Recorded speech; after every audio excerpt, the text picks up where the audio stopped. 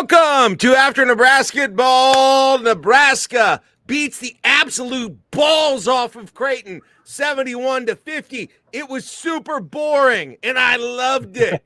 It was a terrible basketball game. Not enjoyable if you didn't have a vested interest whatsoever.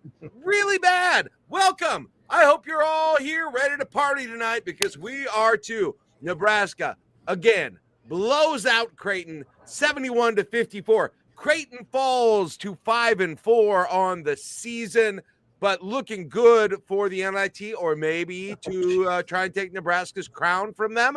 Nebraska 9-0, longest winning streak in the world of any sport in history right now. And that's where we're at right now, Kaleb. By the way, welcome. If you're just joining us for the first time, welcome all to the I-80 Club. Nebrasketball Hour. I'm Jack Mitchell. That's Kaleb Henry from Husker Max. Caleb's at PBA. I came home from the game early. I did not take a selfie with me and Bishop. I did not soak up the atmosphere. The way that you can support us for me missing out on all that fun is by either subscribing to the I-80 page, to subscribing at patreon.com/I-80 Club, being a member of the club, being part of our Discord chat where we read, or give us a super chat and say, hey, Jack, I appreciate you missed out on all the fun to do this show. Not that I'm bitter. How could I be bitter? It's been a great night. Kaleb, I guess I can't wait to hear your initial thoughts on this. Again, 71-50. It really wasn't close after the first 10 minutes of the game tonight. Well, Rienk Mast is the first Husker to beat Creighton in back-to-back years that he was on the floor since, I don't know, name whoever played in 95 and 96, 97. Wow, that's true. Yeah. So Rienk's the only guy to do that. You have Sam Hoiberg, who obviously they move here. He finishes out high school in Lincoln. He wins 3 out of 4 against Creighton. You're looking at these are things that Nebraska hasn't done in the rivalry in decades. Has not won in back-to-back years since the mid to late 90s. Has not won at home since 2018. Has not won in an odd year since 1997. Wow. Wow. Okay. Look at you with the historical stats to start this thing. Those are the fun ones. And Elias Sports Bureau here. They would like that. They would. ESPN Stats and Info wishes they could. That last one though, hat tip to the Creighton folks sitting near me, as we were all just going through. What are the numbers? What are some of the fun done numbers outside of the 71-50 final call or final score? And you look at that, Nebraska got up early, 13-0 run, and then makes one basket in a several minute stretch. And it's like, okay, is this going to start to get out of hand, come back the other way? Creighton cuts it to 6, and then all Nebraska. It just explodes from there. Gets to almost 30. You end up with 21. It's been 20 years since Nebraska has won by at least 20 points. How many years? 20. Let me find exactly where it was. By the way, while you're doing that clutch hat trick, thanks for the super chat. Says that is bull crap. I mean, I don't mean to correct you. It's horse crap is the actual word. GBR, and then he says F Creighton. So there you go. By the way, it's been 30 years is what it's been. 1995 was the last time. Wow, they didn't even do it in the late 90s? No, Nebraska beat Creighton 88-67 in 1995. There you go. You had a 19-point win the next season, and then it's tough rolling from there. Whew. Well, in any case, yes, there you go. And by the way, thanks to Josh Jabs. He gave us his one random super chat for a random player. He's shouting out Benny Parker. I think Benny Parker's an appropriate one, Kaleb, to shout out tonight because Benny was known as Energizer Benny because of his defense. And tonight, Nebraska's defense, oh my goodness, absolutely. And of course, Creighton was missing threes, but man, that defense was just a problem for Creighton tonight. It was a problem. And I know they're missing guys, but that offense they couldn't figure out how to handle the defense that Nebraska was playing tonight. No, and that was something you and I had talked about on Thursday's show. Thursday was that what is the defense going to look like when you don't have Kalkbrenner in the middle, where he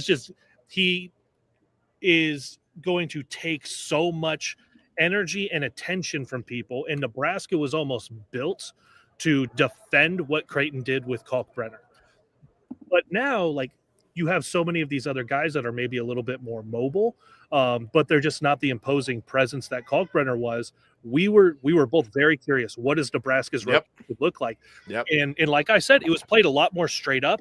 But when you got into that short corner spot, you had the double come over, and then the quick rotation scramble drill to get out to shooters. Nebraska ran a lot of guys off of the three-point line, but you still had Creighton put up 33 from deep.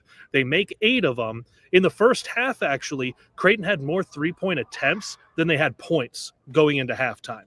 Now, that changed pretty quickly, but you're right. As I wrote in my quick game story that's up at huskermax.com, the defense was the star of the show for the game, and that includes Sam Hoiberg playing bully ball, which you love to see. Rienk Mast saying, "Okay, now I'm going to start hitting threes." Yep. Price gets going, like all of the little things that start to add up over all of the and ones down the stretch. Oh God, at the end, yeah, right. I mean, Prager had one, Rank had one, which is good because Nebraska was struggling at the free throw line. So how do you help yourself? You make the shot so you don't have to shoot as many free throws, and you're automatically up 2 points. So all of those things add up, but it was all of the things on the other end of the floor.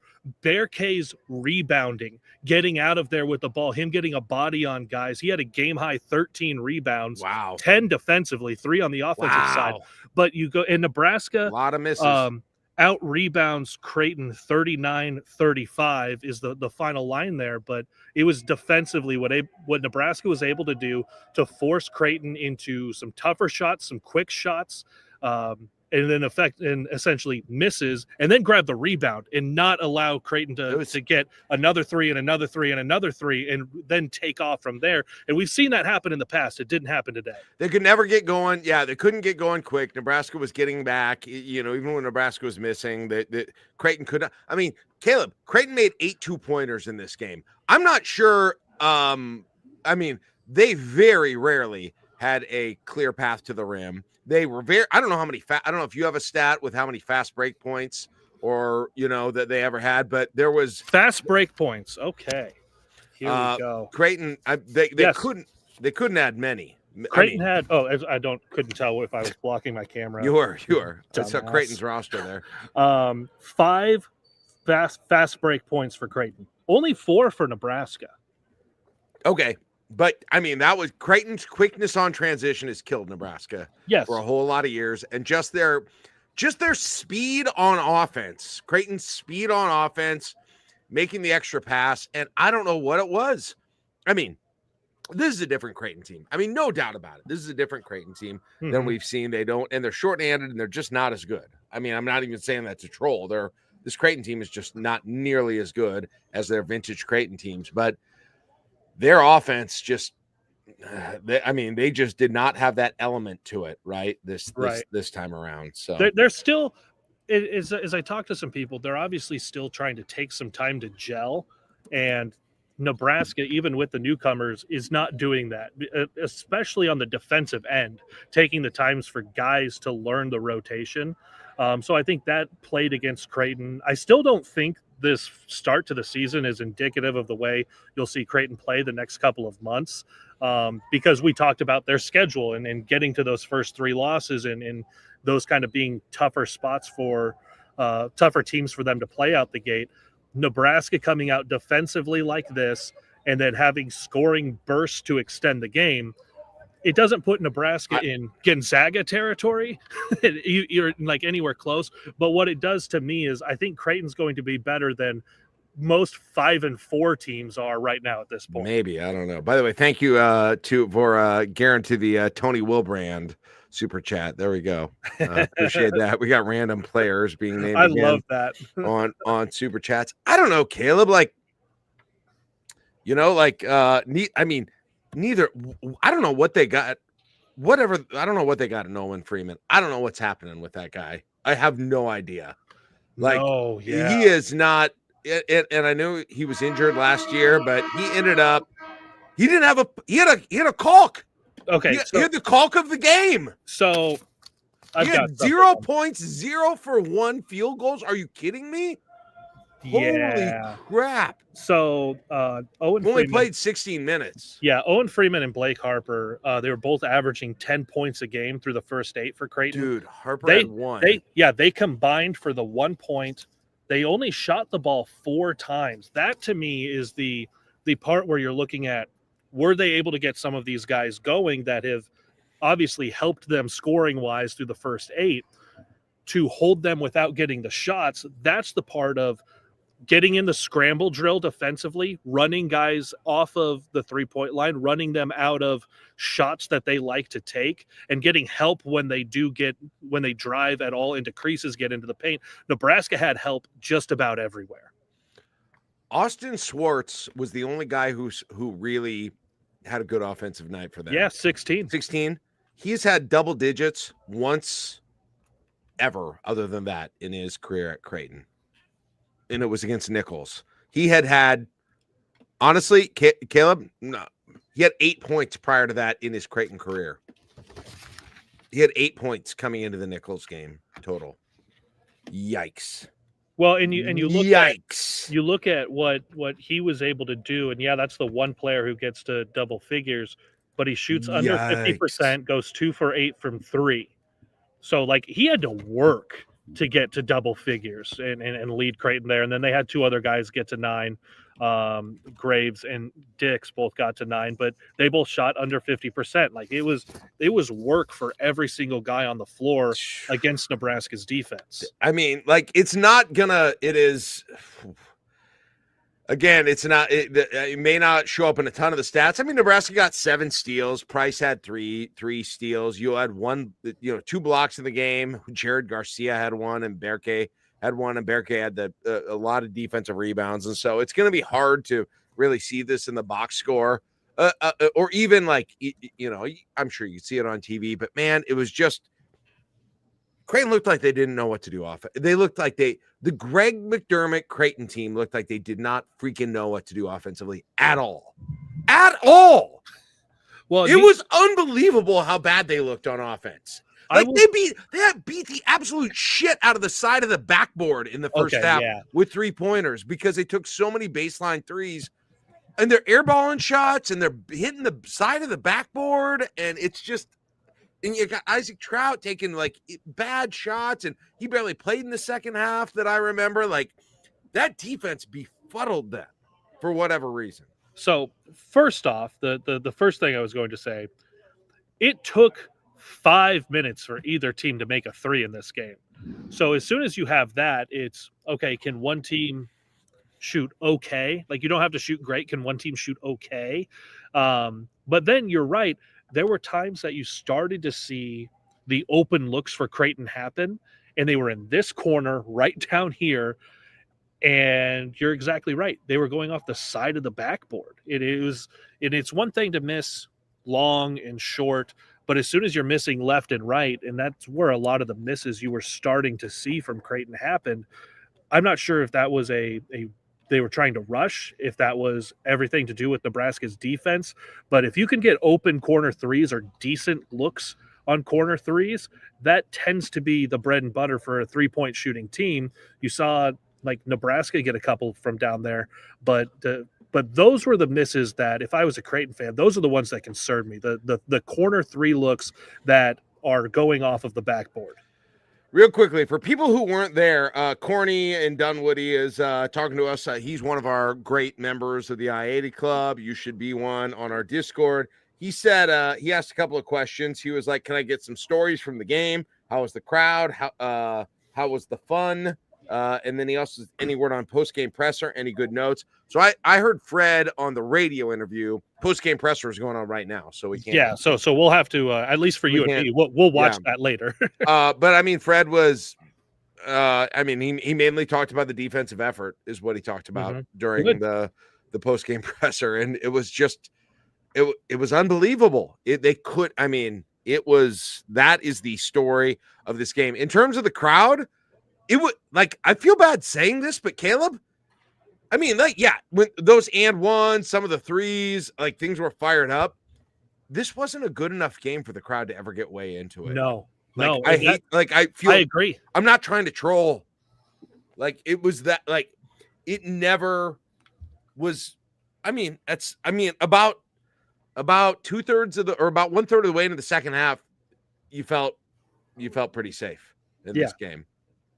And I don't know. It was, I mean, yeah, it was a good crowd. It was exciting. It was loud. It was full. I mean, the celebs were there. Matt Rule was there sitting courtside. Hiring a defensive coordinator. Everybody was taking pictures with Kent Pavelka before the game. I saw a million people take pictures with him before the game. I was taking pictures of Bishop. I did not get my selfie with him. I'm very bitter about that. But tomorrow's going to be fun for him, I'm sure, with me. Oh, yeah. So, yeah, I mean, like, everybody was there. The crowd was packed. It was a good crowd. But, like, it's hard for me to say, like, oh, this crowd, it was a wild atmosphere, because it wasn't a very good game. Well, in a lot of ways. Yeah. So first of all, you had the crowd standing, and it took more than 2 minutes for Nebraska to score. So it's like, it's a nervous energy, and then they score, and then people start to sit down. And I was like, no, don't sit down. Like, you guys were like really loud, really energetic defensively, because Creighton hasn't scored yet. Then Nebraska scores and you sit down. But then you get the 13-0 run, and you get sandstorm, and you're into a timeout. And it's like the energy was absolutely there. And then Creighton just didn't punch back enough for the crowd to stay kind of over the top in the way that you've seen in some other games. And then you're right. You get into the second half, you get a couple of minutes in, it's stretched to beyond 20 points. And like, you got to the under 8 and had people doing the beat traffic. People were hungover, I'm sure. Here's what I will tell you about this game. I have never seen the Haymarket like I did before this game.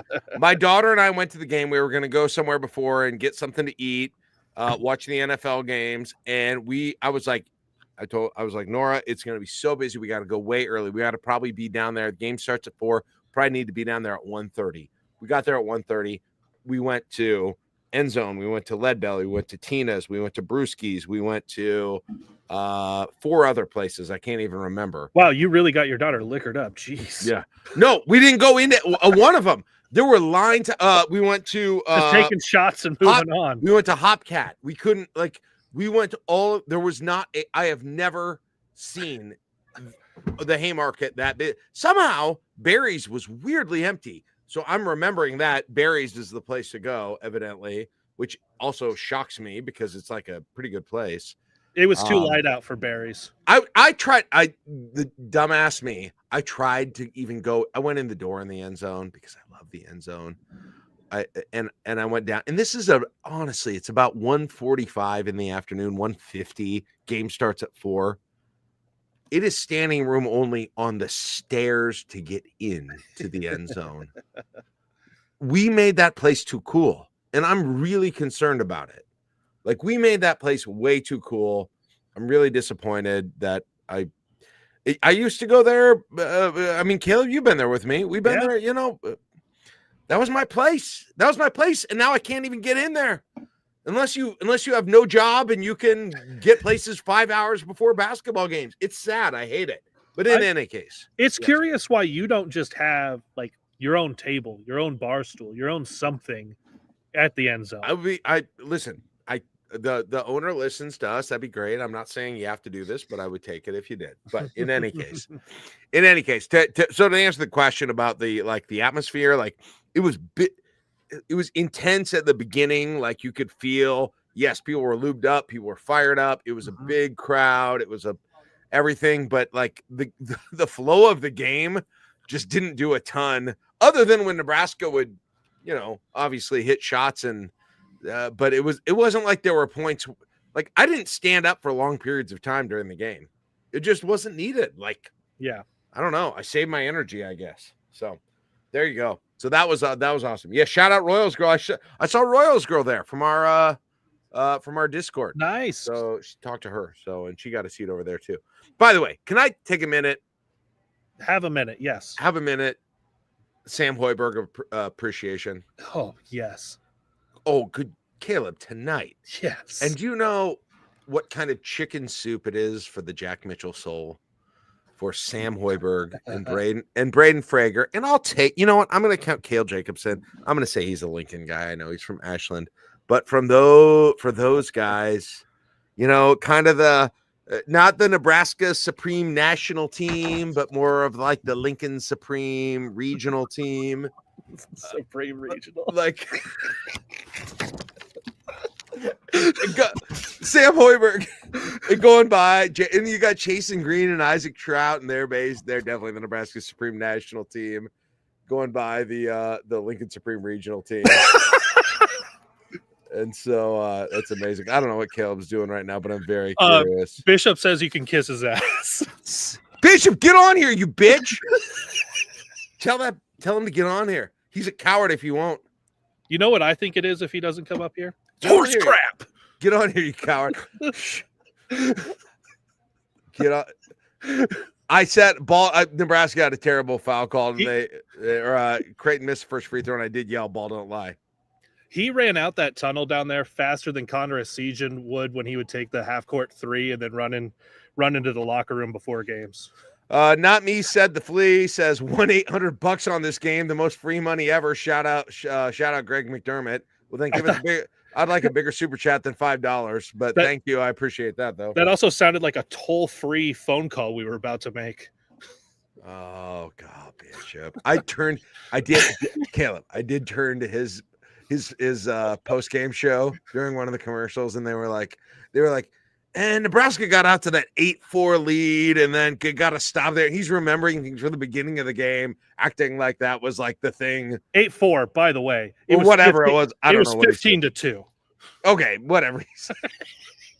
I don't know. He was talking about some possession in like the first 5 minutes of the game. Like that was the reason that things went south for Creighton. And I was like, oh God, this is glorious. It was. I did, so but by the way, Jack, God, it's so good. I did go talk to him before the game. I went up and I talked to him. I asked him to come on. He said he would if Creighton won. Creighton won. I listen. He should just be happy. I didn't think the security was going to let me down there if I tried to do my Bishop selfie because they now close that area off. Yep. Yeah, you can't get down there, so I can't do my Bishop selfie because he and his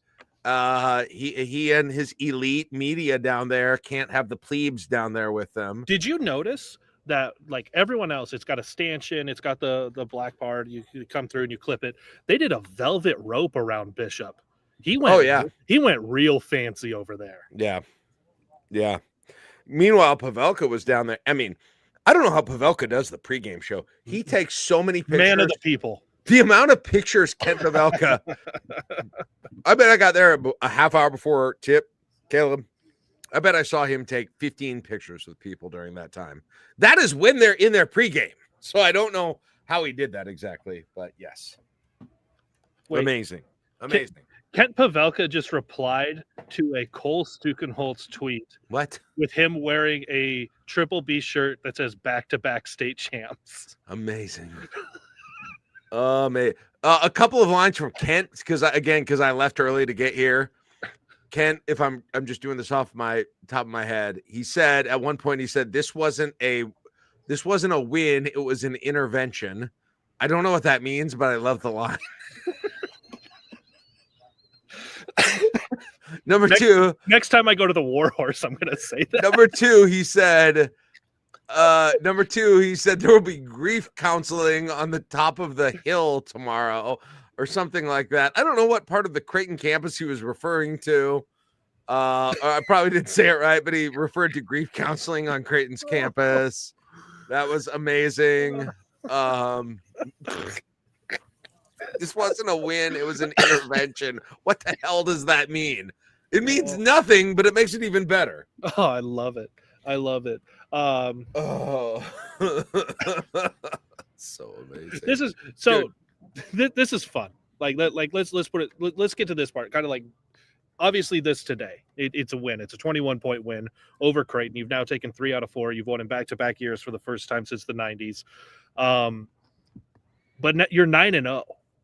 Nebraska, are they ranked? They're ranked tomorrow, right? I think so because they were close. They were effectively 27 last week. on being just outside of the top 25. I don't know. There's a really good chance that they are. Pavelka asked Fred about that at the end of the interview, and Fred wanted nothing. He wanted nothing to do with wanted nothing to do with the ranking talk. I was like, okay. Like, I mean, it's okay. Like, they just enjoy it for a second, right? But Nebraska's never been 9-0, Jack. Yeah. Like that's what this team is right now. And it's, yes, I get it. When 28, 6, 7, 28 in the AP, and 25, 28 in the coaches as well. Okay, yeah, so just outside. But when you start to look at, like, this team historically has never been in this spot, but it's not all like walkover teams. You had the neutral site games in Sioux Falls and Kansas City, and now you come home, and this was one of the things we talked about that we were going to learn this week. Does Nebraska lock in when it is one of these high major opponents? This is an important game in a different way than the last 2 weeks were, the last two games I was way worried about this game. Yeah, my confidence rating had gone down this last one, but now you see the team lock in, and 9-0 going into the conference opener just a couple of days away with Wisconsin. Yeah, Wisconsin, who will be let's see, are they ranked? Let's see, where are they at? Are they not ranked? I thought they were ranked. Huh. No, they're way below Nebraska. Oh, what a bad team. Sad. They're 7-2. Yeah, they're not. They're Nebraska. I thought it was going to be a ranked versus ranked. Only Nebraska is going to be ranked. Good Lord. Nebraska. Wow, that's crazy. Wow. So that'll be 8:00 on Wednesday. And I will continue, Kaleb, to hate the early December conference games. I mean, I hate them, but that is such a weirdly big conference game. Yes. On a Wednesday freaking night at 8:00 during December. I mean, it's insane what a big game that is for Nebraska, because they win that, and like I said, they're already ranked. They keep the winning streak going. They're going to go to Illinois on the weekend. That's going to be a real tough game. But that was also weird. Like, that's another weird one. I thought this was – I don't like mid-afternoon tips like this, 4:00. Like, it just feels weird. I want Creighton game back on Friday night. I love that. But then you go to – you're going to have Wisconsin 8 p.m. in the middle of the week. Screw that. And then you're going to go Saturday, and it's a 3 p.m. tip in Champaign. Well, that's fine. It won't be that. Okay, good for them. I hate that. And it's on Peacock. Hey, let's real quick. Let's talk about a couple other Nebraska guys tonight here. Rienk Mast, 20 points, 5 rebounds, 2 assists, 6 for 12 field goals, 3 for freaking 5 from 3. Again, Kaleb, Rienk Mast is the truth. Like, I mean, healthy Rienk Mast. I never had any idea healthy Rienk Mast. I mean, he is. I've said it before. I'm sorry to be repetitive. He is a nightmare to defend. Mm-hmm. And he does not look like a nightmare. He looks like the sweatiest man in history at the YMCA. But yes, he is don't get it twisted. This dude is a freaking nightmare to defend for everyone. Yeah. Well, and because of the way the game started, and it was so up and down and nobody's scoring, I was concerned about Rienk Mast and sweating through everything. But before anyone could score a basket, because they were just running up and down, up and down. I was like, wow, he's going to need the entire Dutch Navy to get out of PVA. Hey, many of my forefathers were in the Dutch Navy, so be careful with what you're saying there. Do you think his sweatiness helps? Do you think that people don't want to defend him because of it? Like, might just not do a little like, eh. Okay. I will say, back in high school, there was a worse than Rienk Mast sweater for Kearney Catholic. Oh, he's naming names. The immediately on defense, if it was I'm matched up with him, I yelled switch so quick. Wow, you voluntarily switch off of him. I'm like, you didn't get into him. Get in him with a body, Kaleb. Come on. All with that body.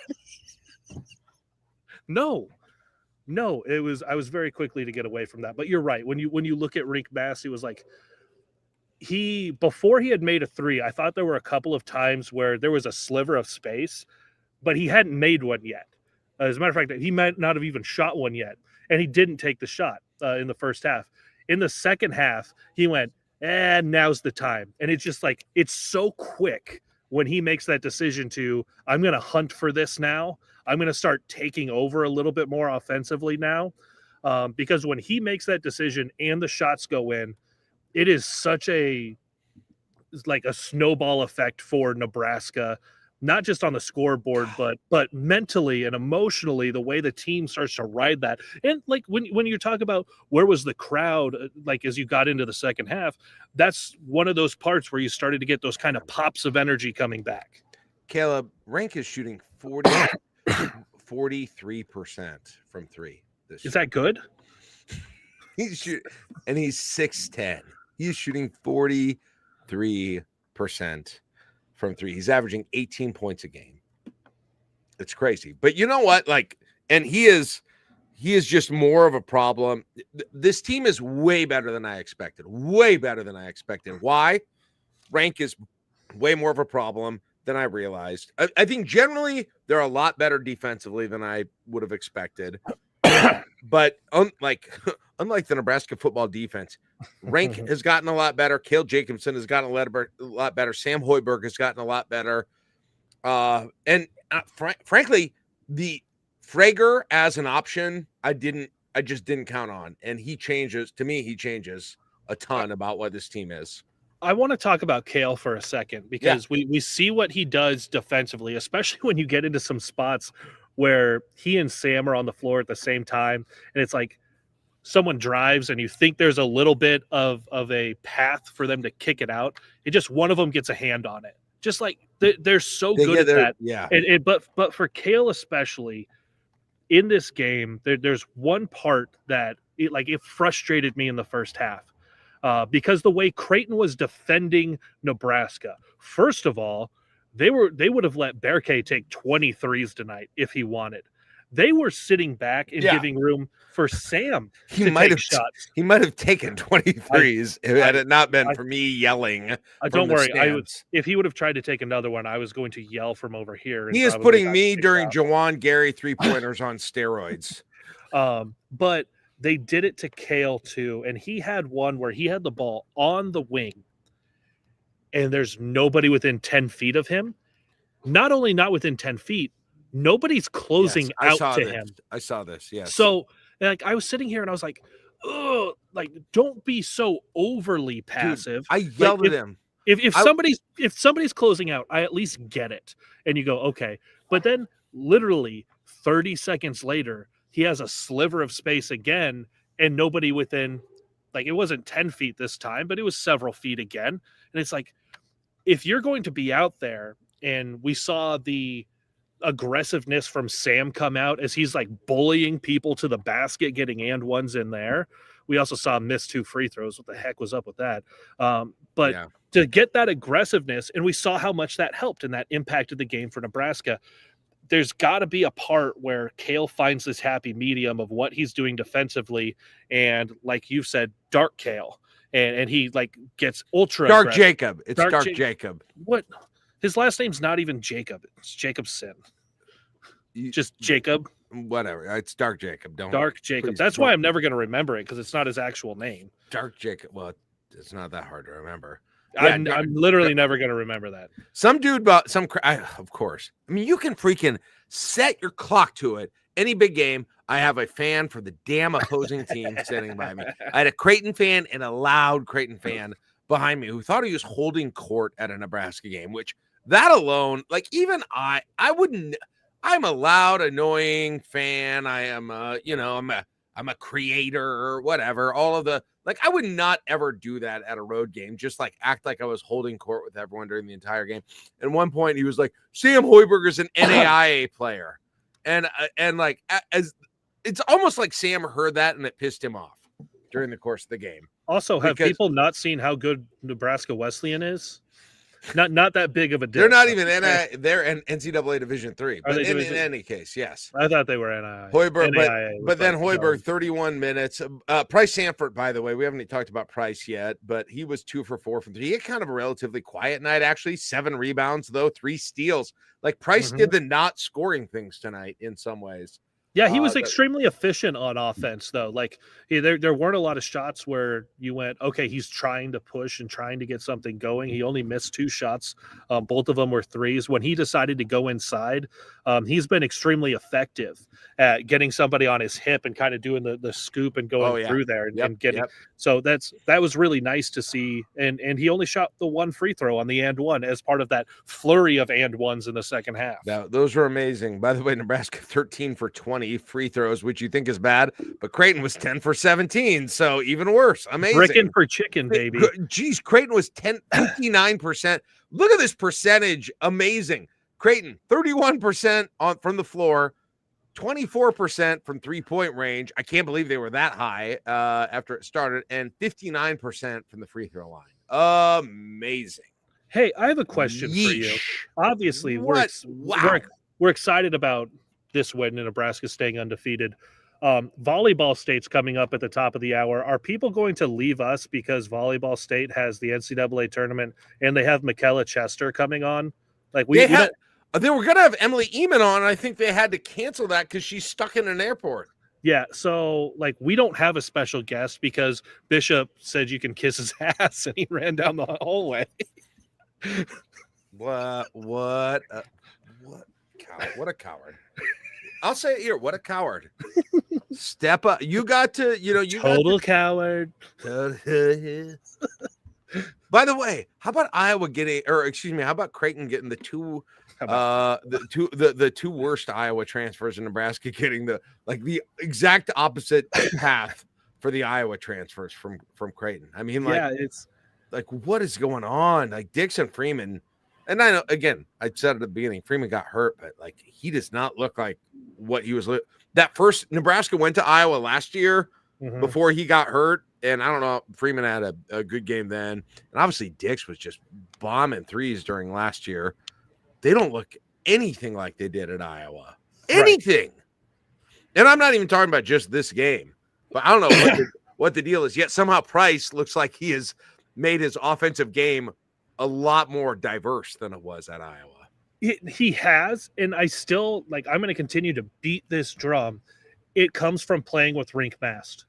It comes from playing the way that this offense works, of having Mast able to orchestrate the offense, but then you add in the other layers to it of having Jamarcus Lawrence handle the ball and orchestrate the offense at times, being able to run out in transition and flip the ball back to Rienk or Price, and like they're both just like, I don't care, we're letting it fly. Jamarcus letting it fly. There's a difference for each of those guys that you named, from their time at Iowa to what they're doing, the system they're working in Creighton, and for Price, what he's doing in the system he's playing in Lincoln. Yeah. All right, before we wrap, man, and the interesting, so you lose Essien, that wasn't a problem tonight. He was sitting on the bench with Google glasses on or whatever that was. He's obviously still really high spirits the way he's walking around there or crutching around.